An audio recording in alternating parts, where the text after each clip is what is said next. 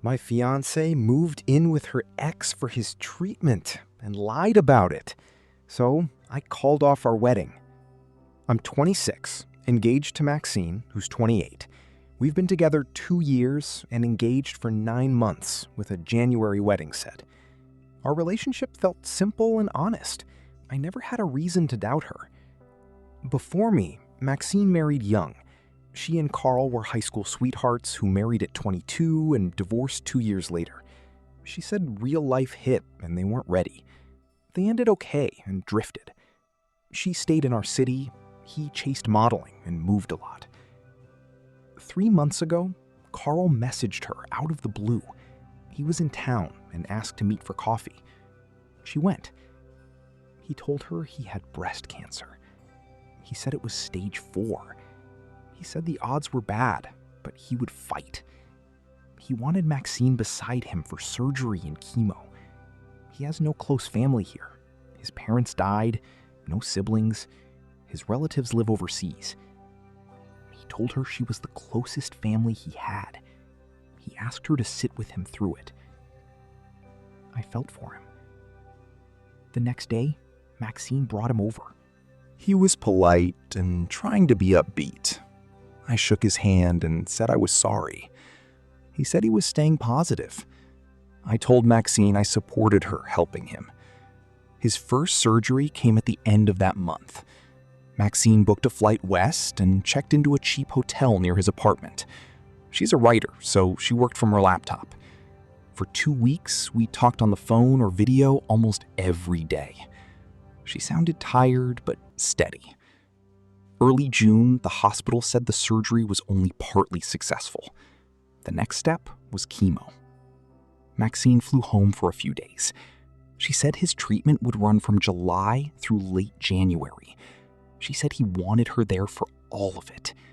She said she felt like she should go. We couldn't pay for months of hotel rooms, so she moved into his apartment and slept on his sofa. She sent me a photo of a blanket on the cushions and a lamp on the floor. I told her I was proud of her, but our calls dropped to a couple times a week. When she did call, she spoke quietly from his kitchen. I heard the fridge and the pump beeping in the background. Yesterday, she said she didn't feel right leaving him before the end. Her dress was in our closet in a garment bag. My suit was still at the tailor. I felt split in half. I felt bad for him, and also angry. I hated feeling angry at someone who was sick, but the feeling sat there. I resented that he needed her every hour. I resented that she agreed. I wondered why no friends or coworkers could cover a day so she could come home. I wondered where I fit. This morning, I called her. I said I wanted a plan that helped him without pushing our life aside for months. I said we could move the honeymoon and use that money for flights. I offered a schedule, like 2 weeks there, 1 week here, then swap. I said if it helped, he could come here for treatment. We have a spare bedroom. I would drive him to every appointment.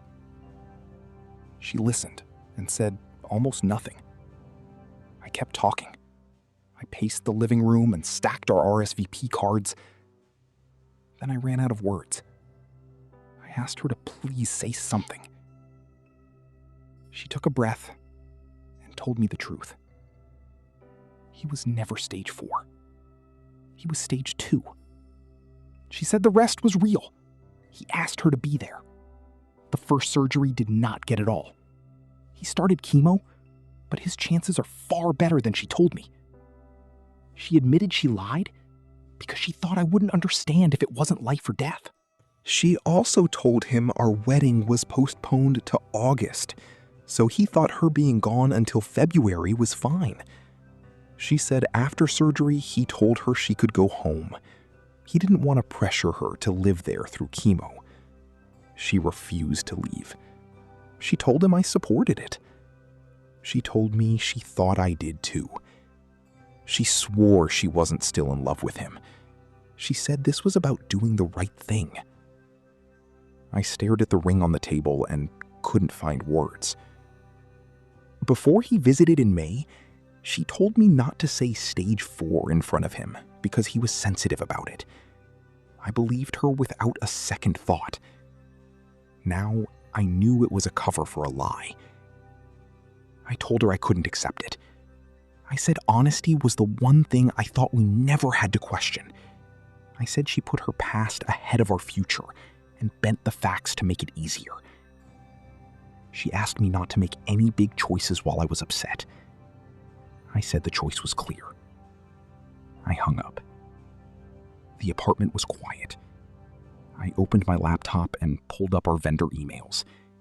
I wrote to the venue and told... I know what I'm doing. I'm ending the engagement. I'll spend the next few months apartment hunting and canceling wedding plans. Now my family are telling me I'm cruel for canceling the wedding. Am I wrong? My stepmom ran a stop sign. My twin died. And now she wants my sister's room for her baby. I'm 17, and I used to have an identical twin sister. We did everything together. She was my best friend and the person who knew me without me saying a word. Last September, our dad was out of town, so my stepmom had to pick us up after a volleyball game. She showed up an hour late because she fell asleep and forgot. In the car, she kept going on about how we ruined her nap. At a 4-way stop, she barely slowed down. She blew the sign and a truck hit us. Most of that night is broken pieces in my head, like sounds and lights and the smell of dust. I woke up in a hospital with tubes and bandages. My twin did not wake up. I stayed there for weeks and came home without her. I still can't say her name out loud without feeling my throat close. My stepmom refuses to say she messed up.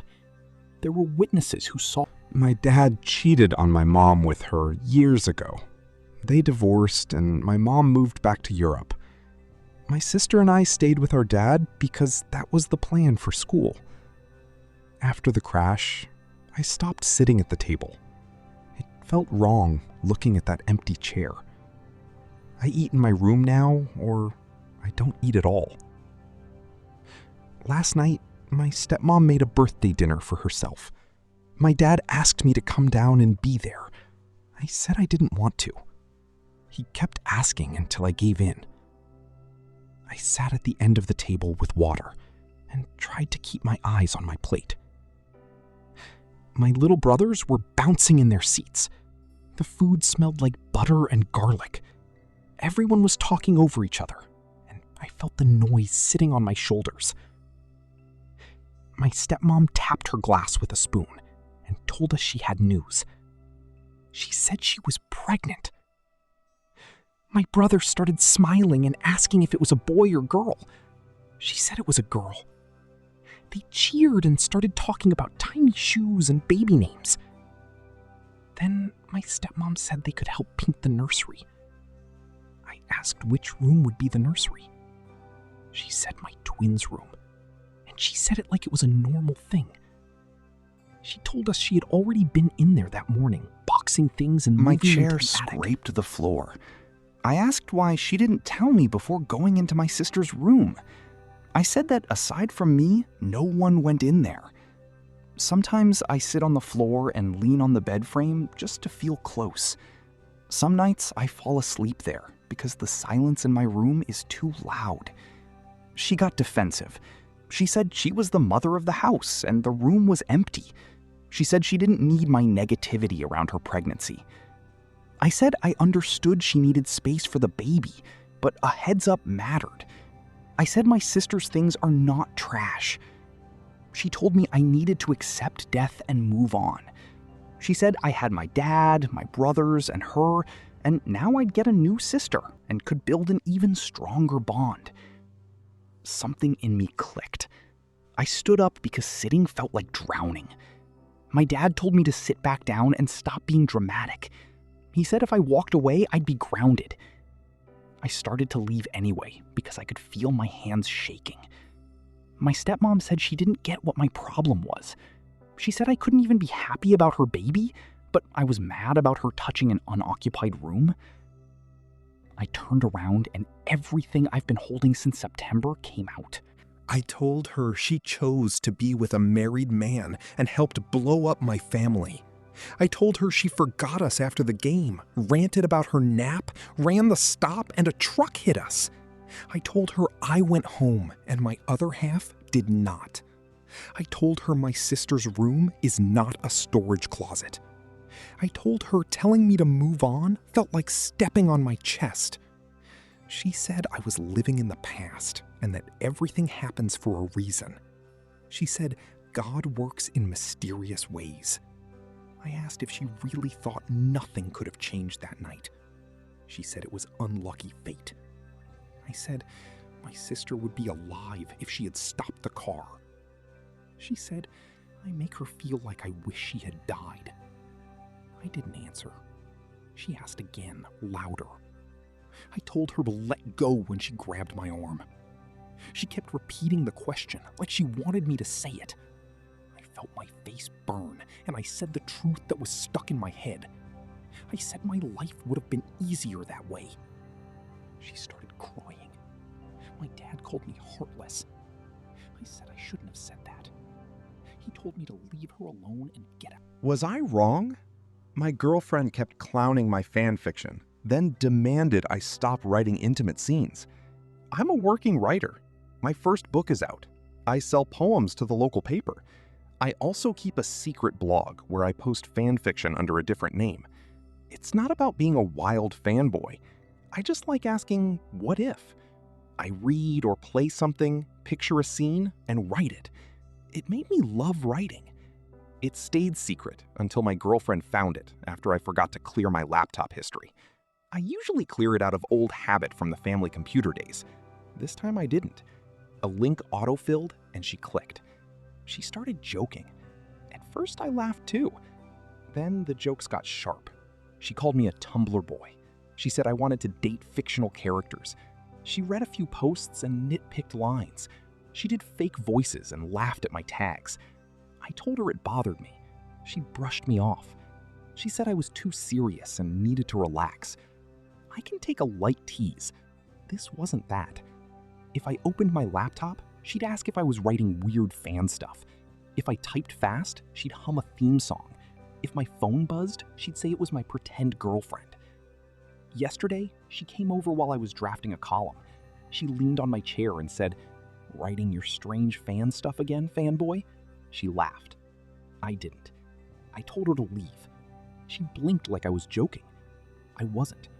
I asked her to go, and I shut the door. Here's why it hurt.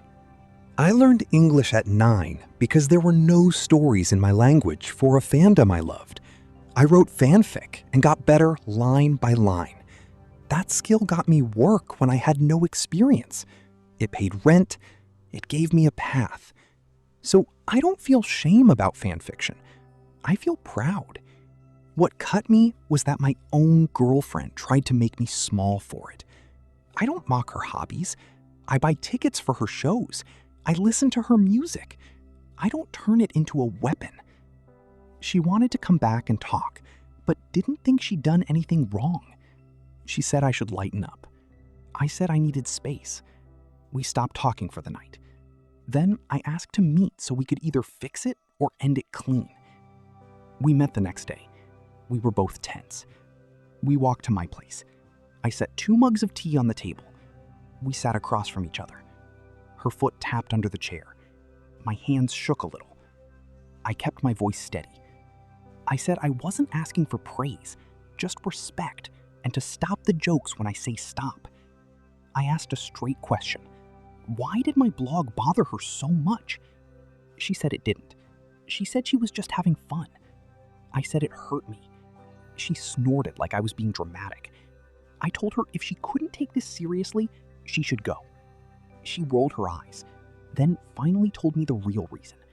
She doesn't feel okay with me writing intimate scenes. She said she didn't mind the one in my book because she didn't see the response.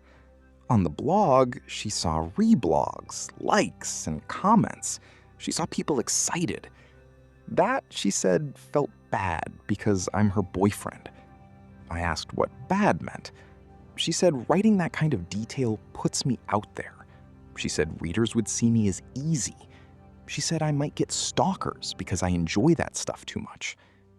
I stayed calm. I asked if my writing gives her the wrong idea about me, the way real life does not. I asked if describing a scene means I'm sending signals to strangers. She went quiet. Then she said she didn't mean it that way. She said my scenes were vivid and people might get the wrong idea. I asked why she praised the chapter in my book. She said she didn't think about consequences. She said the blog made it real because she could see the crowd and the feedback in one place.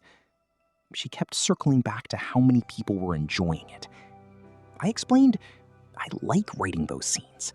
It's part of the worlds I build, and sometimes it's the point. It also helps pay bills. Editors ask for it. Readers expect it. I said, I set boundaries. My blog has DMs off, comments are filtered. I don't flirt with readers. She said it would be fine if I just never wrote about that again. She said we could move on if I dropped intimacy from my work.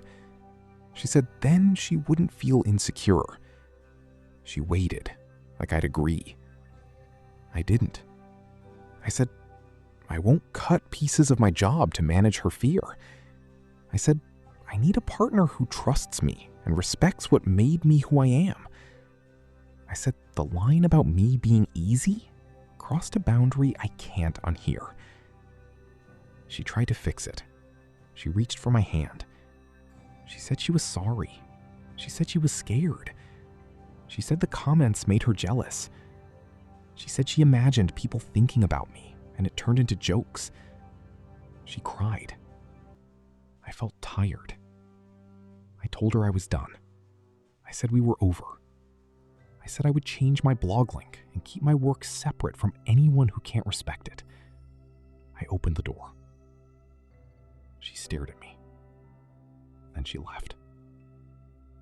I changed the blog URL that night. I locked down a few settings. My phone started to ring. Calls, then texts. She said she was sorry. I read them and put the phone face down. I sat at my desk and opened a blank page. Now her friends are saying I'm overreacting for ending it.